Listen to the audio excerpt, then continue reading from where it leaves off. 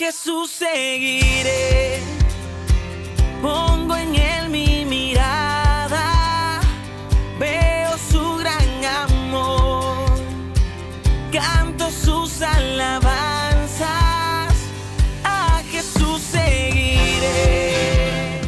Bienvenidos.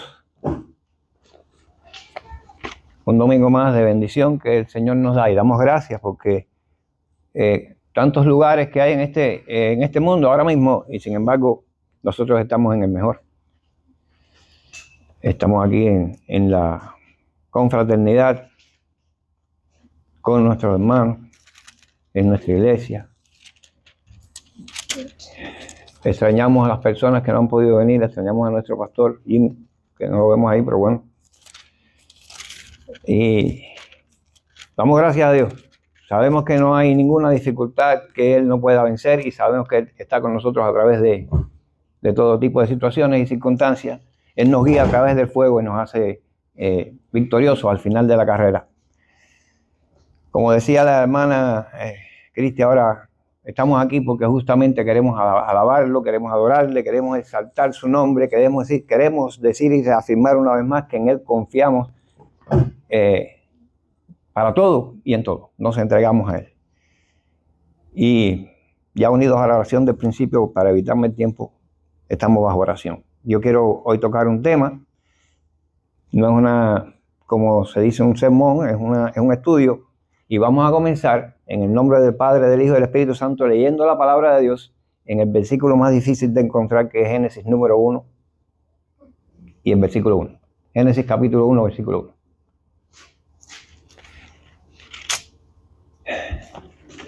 Le damos gracias a Dios por su palabra. Génesis es el versículo muy difícil de encontrar. Génesis capítulo 1, versículo 1. Está ahí en la Biblia. Y les aseguro que predicar de este versículo, Génesis capítulo 1, versículo 1 y 2, nos puede tomar con toda tranquilidad meses, sin predicar de otra cosa que de ese versículo. Yo voy a tocar algo de lo que ese versículo dice. Dice la palabra de Dios: en el principio creó Dios los cielos y la tierra. Y lo vamos a dar ahí. Sobre lo que este versículo dice voy a predicar. Y voy a hablarles a ustedes, hermanos, en esta hora. Y quiero titular así mismo este estudio: en el principio creó Dios.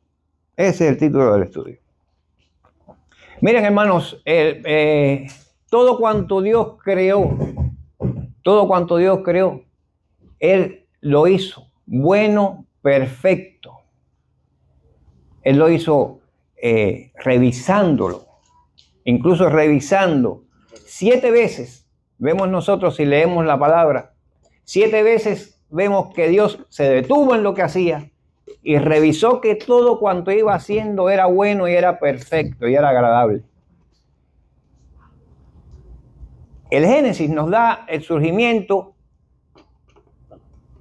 de cosas, nos habla de acontecimientos que acontecieron, valga la redundancia, hechos que acontecieron por primera vez en la vida, por primera vez en la historia de la humanidad. Génesis nos agrupa ahí una serie de acontecimientos.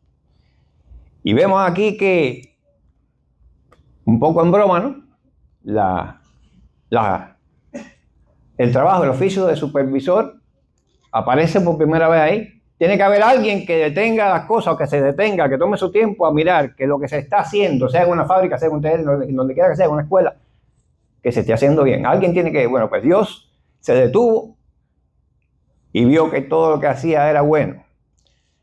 Eso lo vemos en Génesis capítulo 1, versículo 10, versículo 12, versículo 18, versículo 21, versículo 25, versículo 31 y en Génesis 2, 3, donde finalmente se detuvo a bendecir todo lo que hizo. 7 veces confirmó Dios que lo que estaba haciendo. ¿Por qué? Porque no quepa la menor duda. En todo,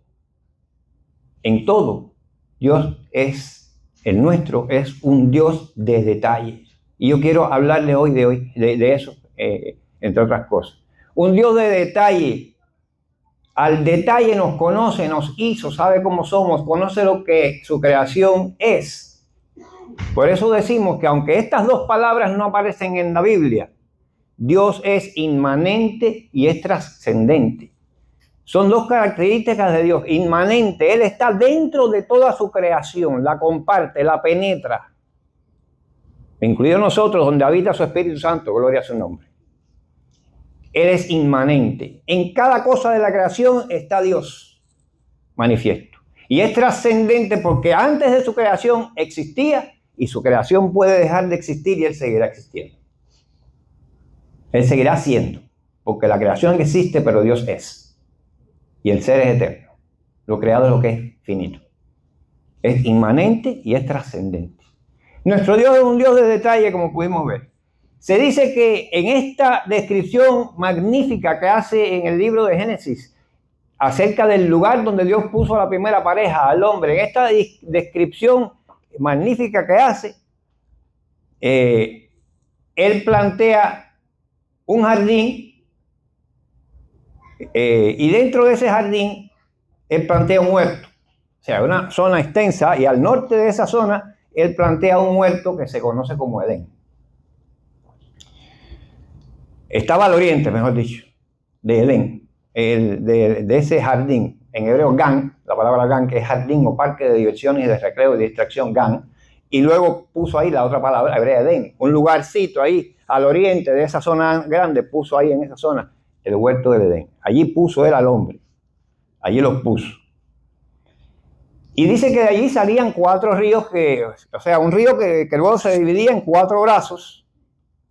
Y describe el huerto de Edén con toda característica de incluso minerales, todo lo que había en el subsuelo de ese lugar, cosas que se ha venido descubriendo ya después modernamente con equipos y demás, porque si no, no se hubiera visto jamás. Pero Dios es una revelación y eso es lo que nos diferencia de otras religiones. Nosotros creemos en un Dios que se reveló y que vino y que convivió con nosotros. Describió ahí hasta además de topografía, describe la composición del subsuelo del lugar donde Él pone al hombre. Y estamos confirmando, según la ciencia, la mente científica, que sí, que alguien tuvo que hacer eso de una manera tan correcta, tan perfecta. No obstante, han pasado los milenios y las generaciones, y esto que Dios hace, la obra que Dios hace, no solamente en la creación, sino en nosotros mismos, se ha torcido, se ha distorsionado, se ha empañado y ha venido a ser hasta objeto de burla. Y la Biblia muchas veces se dice que son mitos y que son leyendas. Yo a estas personas les llamo ignorantes, como a cierta personalidad de nuestro país que el otro día dijo que los mitos de la Biblia. Ignorancia. Entonces, saben que hay desconocedores. Es malo ser un desconocedor de algo que se deba conocer. Pero hay desconocedores por determinadas razones. Pero si yo le digo a alguien, usted es un desconocedor de eso, bueno, eso no es ofensivo. La persona me dirá, sí, nunca lo he leído, nunca me he dedicado, nunca. Pero cuando yo le diga que usted es un ignorante, eso es algo diferente, eso ofende. Bueno, hay desconocedores y hay ignorantes, pero la realidad es que sobre lo que Dios hizo y hace, se han divulgado una cantidad de mentiras, una cantidad de fábulas, de manipulaciones. Y la creación de Dios, lo que Dios hizo desde el inicio, hace tantos años, pues también ha caído en este tipo de mentiras y de ser cosas de manipulación y de burla. Pero yo le digo que allí, en ese lugar, se produjeron cosas por primera vez. Se produjo la primera anestesia. Déjenme decirle que anestesia no es lo que se inyecta o se pone en un suero. Anestesia es el estado en que cae el paciente. Háganle lo que le hagan. Yo sueno un trancazo a alguien y lo anestesio. Eso es anestesia. Anestesia es perder la percepción sensorial. El estado anestésico. La gente dice, ponme anestesia. Y ya atribuimos que anestesia es lo que vaya adentro. No. Con esa medicina o eso lo que te pongan, es que se te induce al estado anestésico, que tú no sientes nada, tú no percibes. Pues ahí se produjo la inducción del estado anestésico, la primera de la que se puede hablar en la Biblia, que fue cuando Dios duerme a Adán para sacar a Eva de su costilla. La palabra de Dios no dice exactamente costilla, pero lo dejamos ahí. Sacó a Eva de una costilla de Adán, de un hueso de Adán. Quiere decir que allí se produjo, además de la primera anestesia, ¿la primera qué? La primera cirugía, la primera operación quirúrgica de la historia de la humanidad se produjo en Edén. Fíjense qué cosita más linda esa. En el Edén se dio la primera tentación de la historia. Cuando aquella criatura, a la cual llamamos serpiente, pero que al principio no era una serpiente, cuando aquella criatura, y digo que al principio no era serpiente porque dijo, te arrastrarás de aquí en adelante, quiere decir que antes no se arrastraba, y las serpientes no tienen pie ni patas. Antes no era una serpiente. Dios la convirtió en una serpiente, la convirtió cuando la maldijo. De ahora en adelante te arrastrarás sobre tu pecho, pero antes no se arrastraba. ¿Eh? Son cositas que nosotros vamos descubriendo. Por eso lo digo que de Génesis 1 y 2 hay de qué hablar. Pero la primera tentación se produce y además la primera posesión demoníaca que se habla en la historia. Porque si el diablo no penetra en aquella criatura para engañar a los seres humanos, no puede hacerlo. Él decidió, porque el diablo y sus demonios, otra cosa de la cual se puede hablar mucho, siempre han anhelado tener cuerpo. Y no pueden. Pero él tomó el cuerpo de ese animal o de esa criatura para bajear la serpiente en el oído de Eva y tentarla. ¿Sí? Primera anestesia, primera cirugía, primera tentación, la primera posesión espiritual, la primera mentira se dio en ese lugar. La primera mentira se dio en ese lugar. Y mira que entonces se ha proliferado la mentira en el mundo. Se sintió en ese lugar el primer miedo de la historia. Se sintió en ese lugar la primera sensación de culpa de la historia de la humanidad. Se dio en ese lugar el primer chivatazo. ¿Por qué tú? No, yo no fui, fue ella. La primera echada para adelante fue él, no fui yo. Al hombre le dijeron, ¿y tú por qué no fue mi mujer? La mujer dijo, yo, fue ella. Entonces el chivatazo desde ese momento, empezó a existir en la humanidad. Eso es viejo, fíjense cuántas cosas dan por primera vez en el Génesis 1:1. Y se dio el primer juicio, con todas las de la ley. Juicio con todas sus atenuantes, agravantes y condenas. En el Génesis por primera vez. Qué bonito. Pero aquel lugar tan hermoso donde no había ni que trabajar, porque eso fue también otra de las condenas. Tendrás que trabajar la tierra de ahora en adelante. Quiere decir que la tierra fluía con frutos, con bendición de alimento de todo tipo. No había que trabajarla. El trabajo no es un castigo, ¿ok? No lo veamos así. Pero el hombre, inicialmente, el trabajo es un objetivo del plan de Dios.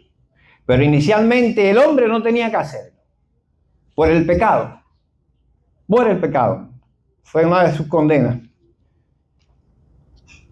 Entonces, las manipulaciones, fábulas y engaños están todavía vigentes en nuestro momento actual. Hasta poco antes de convertirme al Señor, yo creía que era real lo que me decían. Fíjense una de las fábulas, que el hombre tenía una costilla menos que la mujer. Y eso es incierto.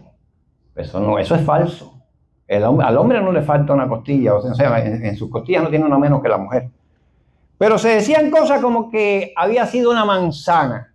La Biblia en ningún lugar dice que fue una manzana, la fruta que comieron Adán y Eva. Que se habían cubierto con hojas de parra. ¿Por qué cae tanta gente en tanta ignorancia o desconocimiento, teniendo la verdad a la mano y pudiendo comprobarla además? Y se decía, y se discute, no, pero Adán y Eva tenían ombligo. No, no los tenían, o sí, no sabemos. Caen en esa bobería en vez de venir a estudiar lo que dice la verdad y se las creen y se las cuentan a otros. No, fíjate si eran inocentes que andabas en cuero. Andar en cuero es inocente. Bueno, yo veo por ahí mucha gente que anda ya casi en cuero, pero de inocencia no veo nada. Nada en absoluto. Así se va distorsionando la palabra y el mensaje de Dios. Ahora dice una declaración que molesta muchísimo a los que no creen o a los que quizás odian la palabra o nos menosprecian a nosotros por hablarla y por creerla. Y es una declaración que está en Romanos capítulo 5, versículo 12. Yo les invito a buscarla. Romanos 5, 12. Por tanto, como el pecado entró en el mundo por un hombre, y por el pecado la muerte, así la muerte pasó a todos los hombres por cuanto todos pecaron. Y yo le digo, tú eres pecador, y el que no cree me dice, eso no es injusticia de Dios. Por eso es que yo no creo, porque Dios es injusto. Yo no estaba allí. Yo no sabía nada de eso, ni había nacido yo. ¿Cómo voy a ser yo culpable de que Adán pecó? Culpable de que Adán pecó. Dice que todos pecaron, y esa es la reacción. Dios es injusto. Yo no estaba allí, yo no había nacido. ¿Qué responderle a la persona que viene con esta objeción? Porque estas son objeciones, hay muchísimas objeciones. ¿Qué responderle? Pues bueno, yo le voy a demostrar a la persona que me dice eso, que él o ella y yo estábamos allí. Todos pecamos. Todos somos pecadores a partir del pecado de Adán y de Eva. Estábamos allí bíblicamente, se le demuestra y también se le demuestra científicamente. Porque, veamos, vamos a empezar por el Salmo 103.3, que dice que Él perdona todas nuestras iniquidades, nuestro Dios. Está bien, si usted se siente pecador y le acusan de pecador porque usted estaba en el Edén, sepa que aquí hay uno listo a perdonarle su pecado. Vaya y hable con él, conózcalo y vea cómo él está listo y estaba preparado desde antes de la creación del mundo para perdonar tus pecados. No te insultes tanto contra un Dios tan magnánimo y tan de detalles, porque nuestro es un Dios de detalles, no se olvide. Eso es lo primero que dice el Salmo 103.3. Y luego dice, además de que perdona todas tus iniquidades y pecados, dice que sana toda dolencia. Sana toda dolencia. ¿Saben por qué dice ese salmo? Porque por el pecado entró la enfermedad también. Lo dice la Biblia. La enfermedad entró por el pecado. Así que por el pecado entró la muerte. No quiere decir que el que esté enfermo es pecador. Hago la salvedad. Yo no estoy diciendo, estás enfermo, estás en pecado. Eso es falso. No obstante, hay pecados que atraen enfermedades. ¿Ok? Ahora dice eso el Salmo 103.3. Y en Mateo 9, del 10 al 12, dice, estando reunidos en la mesa Cristo con pecadores y publicanos, cuando alguien se cuestionó por qué estaba Cristo reunido con pecadores y publicanos a una mesa, el Mateo 9, versículos 10 al 12, dicen que Jesús les respondió. Los sanos, se estaba refiriendo a esos pecadores que estaban ahí con él, quiere decir que está comparando el pecado con la enfermedad. Le dice, los sanos no tienen necesidad de médico, sino los enfermos. Cuando alguien preguntó, ¿cómo está con los pecadores esto aquí? La respuesta fue esa. Los sanos no tienen necesidad de médico, sino los enfermos. Es evidente que comparando el Salmo 103.3 y comparando Mateo capítulo 9, versículo 10 al 12, entendemos que al menos en el sentido en que el pecado se contagia, es una enfermedad. Y el pecado se contagia. De eso no le quepa duda a nadie. El pecado, si usted se une a pecadores y anda con pecadores y está constantemente viendo el pecado, usted cae en pecado. Eso es abrirle una puerta amplia a quien no se le debe, para que actúe. Ahora bien, vemos cómo el pecado es contagioso y por ello Cristo dice lo que dice y responde de esa manera. Pero aquí está Cristo para sanarte, aquí está Cristo para salvarte y perdonarte tu pecado. Ahora vamos a ver la revelación, la demostración bíblica, ¿cuál es? De que tú y yo estábamos allí y somos pecadores. No solamente porque nos contagiamos a través del pecado de Adán. Somos pecadores y estábamos allí porque si leemos Hechos, capítulo 17, dice la palabra, y de una sangre ha hecho todo el linaje de los hombres para que habiten sobre toda la faz de la tierra y les ha prefijado el orden de los tiempos y los límites de su habitación.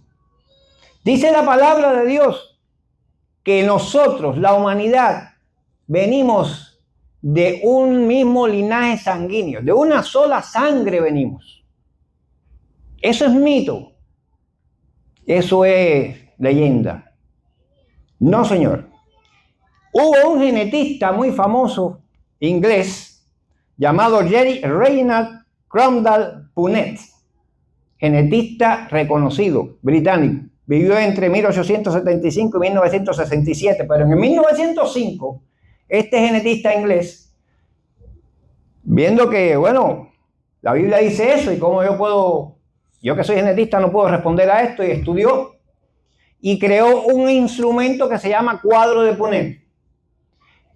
El cuadro de Punnett sencillamente lo que hace es, en predicción prospectiva y también retrospectiva, o sea, hacia el futuro y hacia el pasado, el cuadro de Punnett revela los patrones de herencia y de descendencia por conservación genética, hacia adelante y hacia atrás.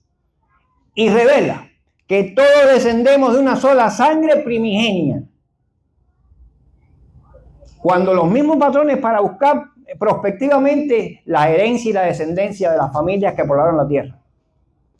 Se utilizan los mismos cálculos, pero en retrospectiva vamos a chocar con que existió al principio una única sangre de toda la humanidad. Hermanos y hermanas, ustedes y yo estábamos allí. Creyente o no creyente, usted estaba allí. Usted se contagió genéticamente por el pecado de Adán y de Eva. Usted es pecador. Usted necesita al Cristo que tenemos aquí hoy en este momento. Sea quien sea, tengas el grado que tengas, te vistas de lo que te vistas y trabajas en lo que trabajas. Creas en lo que creas, necesitas a Jesucristo como Salvador. De modo que podemos decírselo con toda confianza y demostrárselo con toda claridad y apoyo no solamente escritural bíblico, sino apoyo científico también. Nosotros los cristianos no somos fanáticos. Nosotros los cristianos tenemos no una religión, una relación con alguien que vive. Una relación con alguien que se ocupa al detalle de todos nosotros, que nos cuida, que nos guía, que nos alumbra y nos salva de toda la inmundicia en la que el mundo está cayendo. Es hermoso poder adorar, alabar, poder compartir acerca de un Dios como el nuestro. Estábamos allí. Una afirmación bíblica la tenemos en el libro de los Hebreos, capítulo 7, versículo 10. Dice la palabra allí que porque aún estaba en los lomos de su padre cuando Melquisedec le salió al encuentro. ¿De quién estamos hablando? De Abraham. ¿Quién estaba en los lomos de Abraham? Leví. Y dice que cuando Abraham le pagó los diezmos a Melquisedec, Leví también los pagó. ¿Por qué los pagó? Porque estaba en los lomos de su padre. ¿Por qué nos contagiamos? Porque estábamos en los lomos de Adán. No hay excusa. Estábamos allí. Usted y yo estábamos allí. Necesitamos a nuestro Salvador. Gloria a su nombre. Estábamos allí. La Biblia lo dice. La ciencia lo confirma. Estábamos en los lomos de Adán. ¿Y saben por qué? Porque evidentemente Adán y Eva tuvieron que haber seres muy diferentes. Haber sido seres bastante diferentes en cuanto a atributos y propiedades que perdieron cuando cayeron de la gracia. Pero ellos los tenían. Me refiero a que Adán y Eva, en este sentido, eran bancos genéticos. Bancos genéticos, de donde salió toda la diversidad y proliferación de genes que luego llenaron la tierra y su plenitud. Salieron de esos bancos genéticos que eran Adán y Eva, seres perfectos, que vivían en la gracia de Dios, construidos de manera perfecta. Y viene la objeción: ¿y si eran perfectos, por qué pecaron? A los que me dicen eran perfectos, pecaron porque eran perfectos, porque es una barrabasada y un error decir el hombre perfecto no puede pecar. No, justamente pecó porque tiene el atributo, tiene la capacidad de escoger. Si a algo perfecto le falta un atributo o una capacidad, ya no es perfecto. El hombre puede no pecar, que es diferente, pero ellos escogieron pecar. Pero eran perfectos. Que ellos escogieron mal. En su perfección, escogieron mal. En sus capacidades y posibilidades perfectas y completas que tenían, estaba la de escoger. Decidieron escoger mal. ¿Qué cosa podemos decir? ¿Que Dios no puede pecar? ¿Quién dice? Dios es omnipotente, Dios puede pecar, pero Él decidió no pecar. Y no peca. Y no va a pecar porque lo ha decidido. Pero puede. Dios no peca porque no desea pecar, no porque no puede. Dios todo lo puede, pero Dios decide hacer las cosas bien y revisarlas 7 veces para ver que le están saliendo bien. Fíjense qué Dios más grande tenemos. Ahora, eran bancos genéticos y eran portadores de toda la naturaleza humana. Pero, oh detalle, dice la Biblia que ¿de qué los formó? ¿De qué formó Dios al hombre? Del polvo de la tierra. ¿Cómo es eso que del polvo de la tierra? Hubo gente en la ciencia preocupada por esto también. ¿Y cómo yo sé que Dios creó al hombre del polvo de la tierra? ¿Y la Biblia dice eso de verdad? Sí, lo dice. Y no será una metáfora, no será un símil, no, lo hizo del polvo de la tierra. Mire, en Génesis 27:7 lo describe cómo lo formó y le sopló aliento de vida y vino a ser un ser viviente. En Salmo 103:14 dice que Dios no olvida ese detalle de que el hombre es polvo, hecho por él. En Eclesiastés 3:20 dice que de ahí todos salimos y hacia ahí volvemos, del polvo. En Eclesiastés 12:7 dice que el polvo vuelva a la tierra y el espíritu vuelva a Dios como Dios. Es decir, el cuerpo a la tierra y el espíritu a Dios. En Job 4:19 dice que habitamos casas de barro cuyos cimientos están en el polvo. Job 34:15 dice, si Dios determina hacerlo así, el hombre volverá al polvo. Y en Isaías 64:8 dice, Dios es el Padre y nosotros somos barro. Él es el alfarero. No es metáfora, no es símil, no es nada, no es ninguna de las figuras de la retórica porque se adorna un discurso, algo que se diga, ¿no? Que está adornado con figuras bonitas para que suene lindo. No es literalmente la Biblia confiando y demostrando en una cantidad de versículos de que somos hechos del polvo de la tierra. Entonces imagínense ustedes que hubo quien se preocupó por esto. Y vamos a hablarle entonces de un científico llamado Edwin Emery Lawson. Edwin Emery Lawson nació en 1865, murió en 1929, nació en Albany, Kansas, aquí en Estados Unidos. Pero este hombre es el precursor y desarrollador de la química analítica. No es un cualquiera que va a decir cualquier cosa. Y se preocupó. Yo soy químico analítico, ¿cómo yo me demuestro a mí mismo? Yo tengo que saber si la palabra es real o no. Estas personas eran desconocedores, no ignorantes. Se preocuparon en conocer. Y eran desconocedores hasta que se ocuparon un día y dijeron, déjame ver si es verdad que yo salgo del polvo de la tierra, como dice esa palabra que dicen que es la palabra de Dios. Se preocupó y se ocupó por eso. Él tuvo un doctorado en química en la Universidad de Chicago y luego fue químico analista de la Universidad de Wyoming, en Estados Unidos. Fue un prolífero articulista, un escritor de artículos en la famosísima y prestigiosa revista Science, Ciencia, muy reconocida en el mundo entero.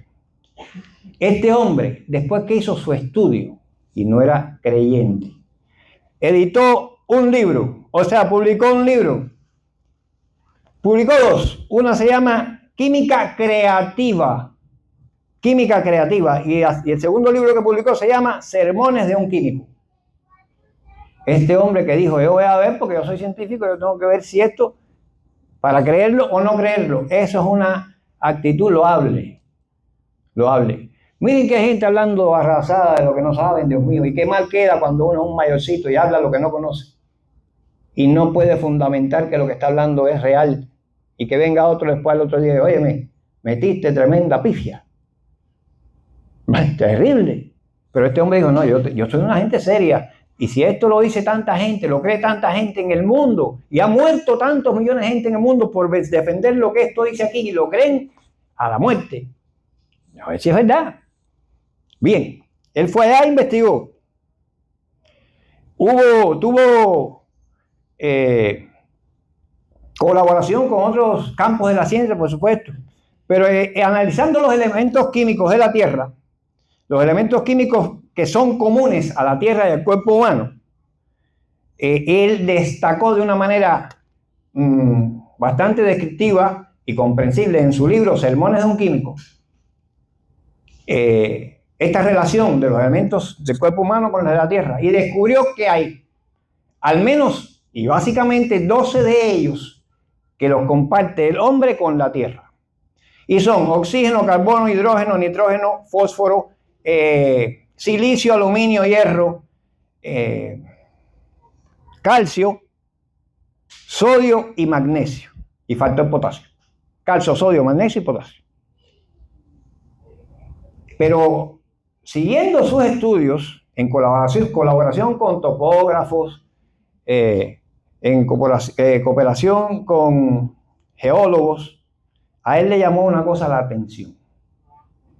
Para que Dios formara al hombre con todos estos elementos que estaban en el polvo de la tierra, tenía que tenerlos todos a mano. Hizo una investigación a nivel global y confirmó que ciertamente todos estos 12 elementos y algunos más están en la tierra en distintas partes. Pero es muy difícil, prácticamente nulo, descubrir que estos elementos estén todos en una misma región. ¿Saben dónde se encontraron todos esos elementos en una misma región? En un lugar de Mediano Oriente que se conoce como medialuna fértil. La medialuna fértil o el creciente fértil.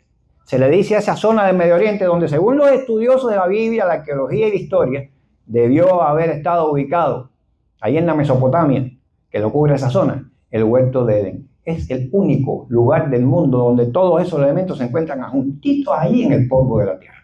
No dicen gloria a Dios. Gloria a Dios, alabado sea su nombre. Dios no miente. Y los científicos se vuelven locos y los científicos andan hablando de que si la hojita de parra, de que si no, hombre, no, la manzana, nada de eso. Estudie y no sea ignorante. No sea ignorante. A veces yo me pregunto, los hermanos de la iglesia deben tener preguntas, deben tener muchas dudas. A lo mejor no las hacen por pena. Miren, yo les voy a hacer una exhortación. Los que se paran de este púlpito para atrás, ninguno de los aquí que nos paramos aquí a predicar tenemos miedo a pararnos aquí a decir lo que sabemos de la Biblia. Ninguno. Si estuviéramos equivocados, tenemos que reconocerlo y hablar y buscar, y reconocer y buscar y decir aquí, ¿verdad que no busqué bien? Yo estaba equivocado en esto. Pero no tenemos miedo a pararnos aquí porque lo estudiamos, esto es nuestra respiración, es estudiar la palabra de Dios. A ella se la debemos todo, el amanecer y el anochecer. Y yo les propongo, no tengan miedo a hacer las preguntas, lo mismo sea aquí, al abierto, que anoten un papelito su pregunta y pónganla en algún lugar. No pongan ni su nombre, no nos interesa realmente saber quién no sabía algo. Nos interesa de que a lo mejor lo que usted no sabe, no lo sabe 7 más, o muchos más. Anótenlo en algún lugar y déjenlo en una cajita, no sé, pónganlo ahí, que nosotros nos vamos a encargar de darle respuesta a todas esas grandes dudas, que a veces por pena, por miedo, por lo que sea, la gente no hace y deben tenerla. Y aquí hay muchas personas que vienen por primera vez y vienen de un mundo que no conoce esta palabra y tienen sus dudas. Bueno, ¿y por qué si la Biblia dice esto? ¿Por qué se dice tanto esto? ¿Y por qué sucede aquello otro si la Biblia dice esto otro? Hagan su pregunta. Esta es la casa de Dios donde recibimos el pasto. Por eso aquí hay pastores y el pasto es este. Por eso aquí hay líderes porque brindan este pasto. Por eso aquí hay predicadores, hay evangelistas porque brindan este pasto. Pastorean. El título de pastor es un título, pero el pastor es todo aquel que comparte el pasto de vida al rebaño de Dios. Hagan las preguntas. Entonces, estos que no eran ignorantes, eran desconocedores y decidieron conocer, lo que han hecho es validar, exaltar, darle el lugar debido a la palabra de Dios en cualquier contexto en que la misma se mencione, sea en un contexto cotidiano, diario, común en el roce con los ciudadanos de algún lugar, o sea en un contexto científico. Usted puede abrir este libro con toda seguridad y confianza de que esto que dice aquí es cierto, sin duda. Pero claro, hay que matar esas dudas, hay que matarlas. ¿Dónde? Aquí. Esas dudas no se van a matar en una biblioteca o pública donde se den asuntos que a los gobiernos les conviene que se den y donde otros se oculten o los que se den se manipulen. Estas dudas no se van a matar en una playa ni en un parque. Ni estas dudas se van a matar en la casa durmiendo. Ni estas dudas se van a matar muchas veces leyendo solo la Biblia. Porque la Biblia no es de interpretación privada. Dice la palabra. La Biblia se hizo para que se leyera en comunidad, entre los hermanos que le estudian. Para eso Dios llamó hombres preparados para que le enseñen. No tengan miedo, no tengan ningún tipo de pena. Hagan las preguntas. Si yo les digo a ustedes 2 o 3 de las preguntas que yo tenía, se van a reír, pero bueno, no se las voy a decir para que no se ríen. Entonces, pues, pero hagan las preguntas. Las escriben sin nombre y las ponen en algún lugarcito. Y ya acá el pastor, que está bien preparado, nuestro pastor, tendrá su respuesta.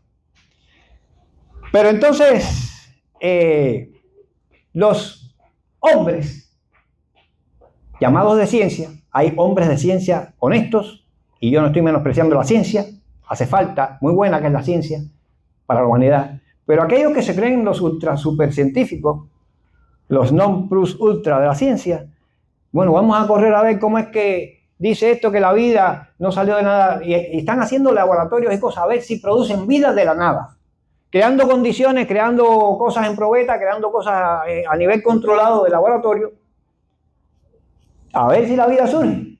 Uno de los primeros, mejor dicho, de los últimos que conocemos, porque esto fue en 2010, de las últimas cosas que se hicieron, viene de un investigador alemán llamado Craig Venter. Craig Venter en 2010 creó sus condiciones ahí en un laboratorio cerrado, preparado por él, para ver qué obtenía, si obtenía vida de algo que había ahí. Y resulta que sí, él obtuvo células bacterianas, de donde no, obtuvo células bacterianas. Pero es que en las condiciones que preparó para obtener esas células bacterianas, él utilizó ADN. Ya su experimento para ver que la vida sale de la nada falló. Ya eso no sirvió. Esto fue en el 2010, todavía hay un científico preocupado viendo cómo él... pero todavía en 2023, más reciente, un científico en un proyecto, varios científicos, 2023, en un proyecto llamado Synthetic Yeast Genome Project, proyecto del genoma de levadura sintética. Esta gente que trabaja en este proyecto obtuvieron cromosomas. Prepararon las condiciones y con el tiempo obtuvieron cromosomas. ¡Victoria! Como decía R. López, el de El Pido Valdés, los muñequitos cubanos. Ninguna victoria. Ahí el papel de Dios lo está haciendo usted. Ahí el papel de Dios, por mucho que haga una nada para ver qué sale, el papel de Dios lo está haciendo el científico que prepara las condiciones para ver qué sale. Es imposible quitar a Dios de la ecuación. Dios creó en el principio los cielos y la tierra, y Dios es un Dios de detalle. No se lo olvide. Gloria a su nombre. En fin, la creación de vida en un laboratorio desde cero es un fracaso. Y aun si lo lograran, los científicos que están preparando las condiciones del experimento están haciendo el papel de Dios. Es imposible quitar a Dios de la ecuación para obtener vida.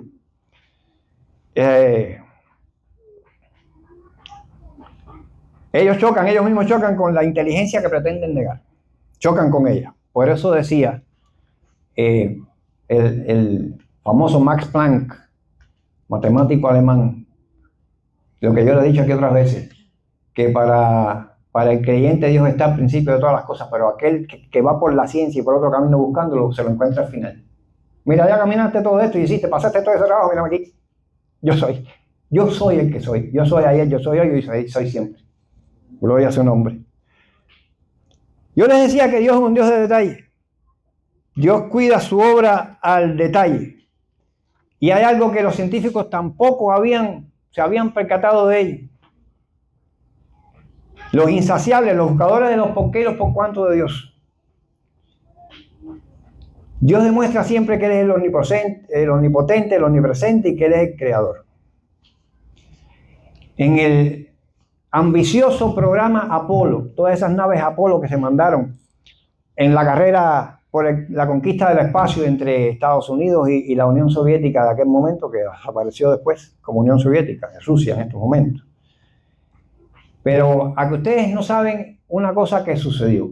En la NASA, en aquel tiempo trabajaba un pastor, científico de la NASA, pastor, llamado John Stout. John Stout, que estimulado por las palabras de un astronauta llamado Edward Higgins White, estimulado por esas palabras de ese astronauta que dijo, ay, he visto la Tierra desde lo alto. Yo no llegué a la Luna todavía porque él no fue el primero que llegó a la Luna. Yo no llegué a la Luna, pero me gustaría, si algún día llego a pisarla, llevar la Biblia conmigo. Dijo este astronauta Edwin Higgins White. Y entonces este pastor, John Stout, que trabajaba allí, se inspiró en esas palabras y decidió cumplir ese sueño que tenía este astronauta, que no pudo cumplirlo, no porque no fue asignado nuevamente a volar, sino porque murió en un accidente. Pero este pastor, John Stout, era cristiano evangélico y pertenecía a la iglesia metodista. Entonces, inspirado en las palabras de este astronauta, dijo, yo voy a cumplir ese sueño que este hermano tenía. Yo voy a hacerlo. Y por este modo, ya John Stout, deseoso de cumplir este sueño, se puso en contacto estrecho con los astronautas que fueron el 5 de febrero de 1971 en el vuelo de la Apolo 14, estoy dando detalles para que el que quiera buscar, en el vuelo de la Apolo 14, se puso de acuerdo con estos astronautas, que eran 3, Alan Shepard, Stuart Roosa y Edgar Mitchell. Y este último, Edgar Mitchell, que era un cristiano activo de una iglesia bautista de la Convención del Sur, Edgar Mitchell, llevaron estos 3 astronautas 100 Biblias microimpresas. Eran microfilmes a la Luna. Las llevaron. Ellos tampoco pudieron poner el pie en la Luna. Ellos la orbitaron.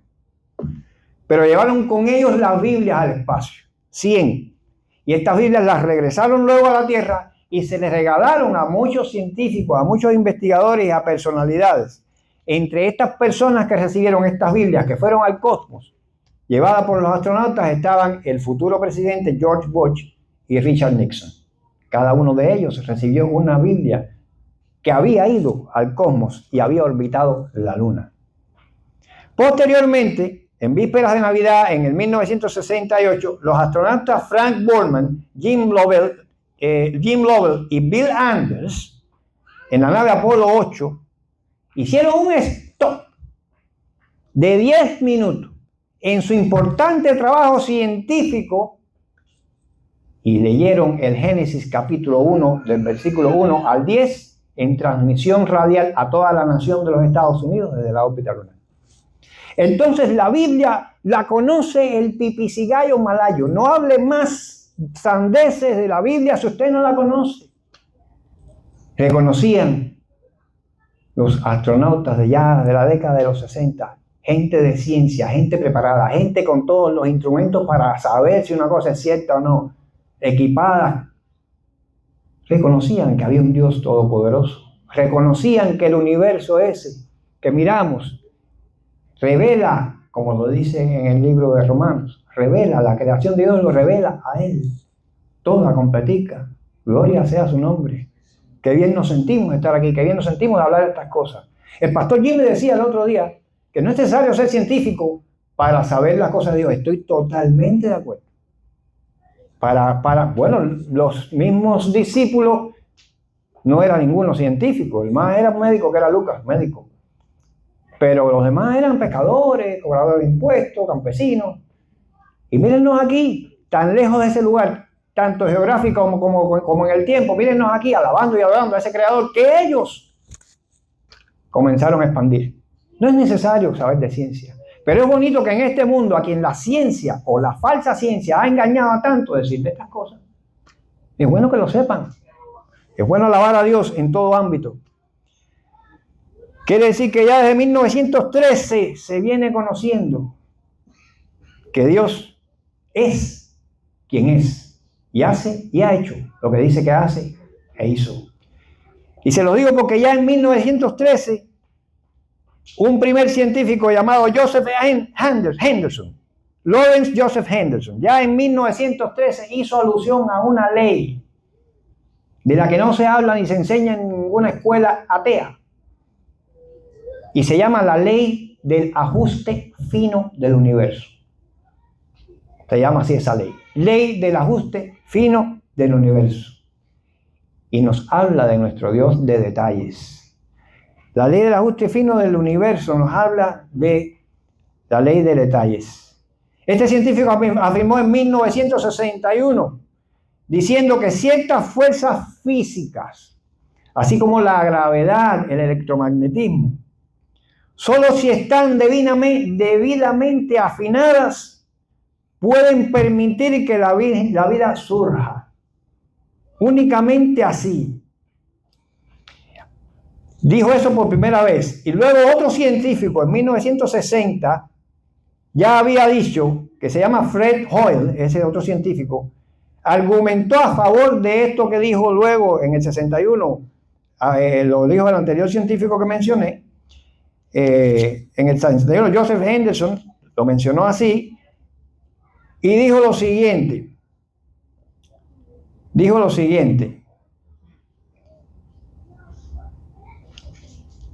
Dice que estas fuerzas primordiales como la gravedad y el electromagnetismo, si solo estaban bien afinadas, debidamente afinadas, podían permitir que la vida existiera en el universo. Luego Fred Hoyle argumentó diciendo que el universo está meticulosamente en detalles afinados.